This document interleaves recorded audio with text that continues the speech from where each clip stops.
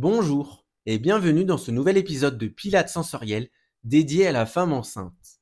La grossesse est une période de grands changements pour le corps et le mouvement joue un rôle clé pour mieux vivre cette transformation. Le Pilates, grâce à ses exercices doux et ciblés, peut aider à soulager les douleurs, améliorer la posture et renforcer les muscles essentiels à l'accouchement et à la récupération postpartum. Dans cet épisode, nous allons voir comment adapter la pratique du Pilates selon chaque trimestre, quels exercices privilégier et quelles précautions prendre pour une séance en toute sécurité.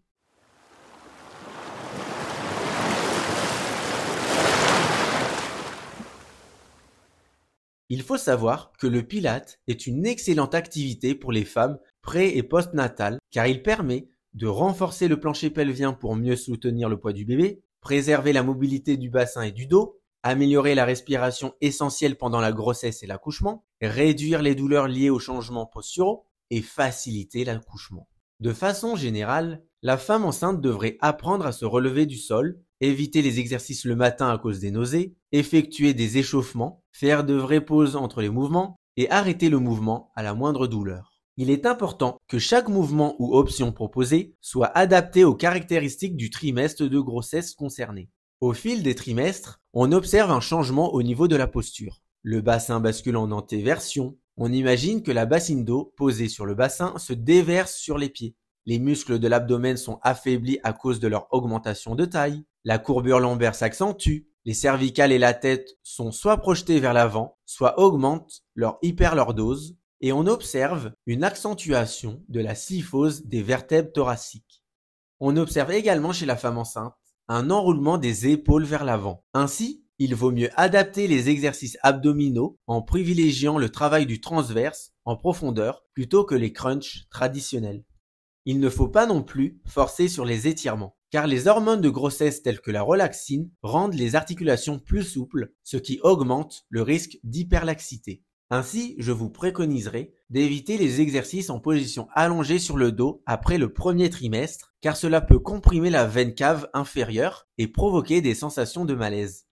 La veine cave inférieure est la veine principale qui ramène le sang des jambes et de la partie inférieure du corps vers le cœur. Cette compression peut réduire la circulation sanguine, provoquer une chute de la pression artérielle et entraîner des symptômes comme des étourdissements, des nausées ou même des évanouissements. C'est pour cela qu'il est recommandé de dormir ou de s'allonger sur le côté, idéalement sur le côté gauche, car cela permet de soulager cette pression sur la veine cave et d'améliorer la circulation sanguine pour la mère et le bébé. Ainsi, on privilégiera des exercices côté gauche. Il est toutefois important d'avoir l'accord du gynécologue avant de pratiquer le Pilates.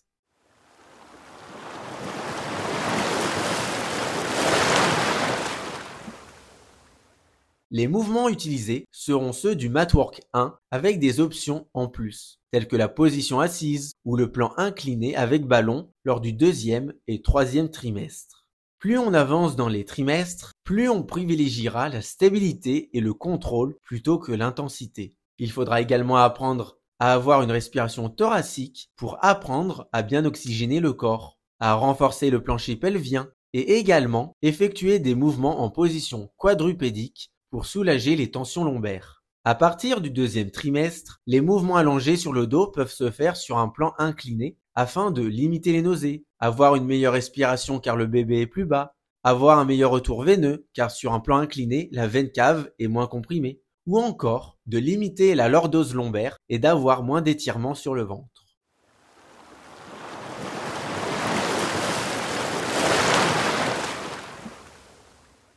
Lors de la période prénatale, la partie échauffement est indispensable et en fin de séance, il est évidemment possible de proposer des étirements doux en respiration sans aller au-delà des amplitudes articulaires en raison de l'hormone de la relaxine déjà présente.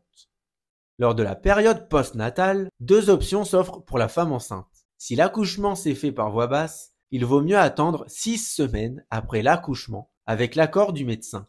Si l'accouchement s'est fait par césarienne, il vaut mieux attendre 10 semaines avec l'accord du médecin.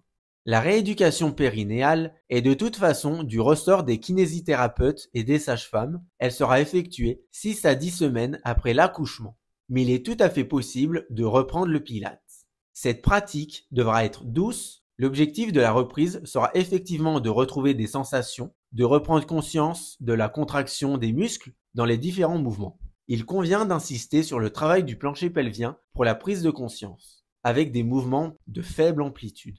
La respiration est également importante à travailler dès la maternité afin d'éviter les pressions sur le périnée. Tous les efforts devront s'effectuer sur l'expiration.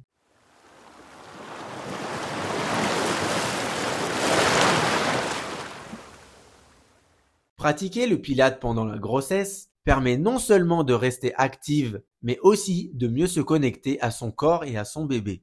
Chaque femme vit cette période différemment et l'important est de s'écouter et de vous faire écouter, que ce soit par votre entourage ou par des professionnels. Mettre un enfant au monde est le plus beau cadeau que la vie puisse vous offrir.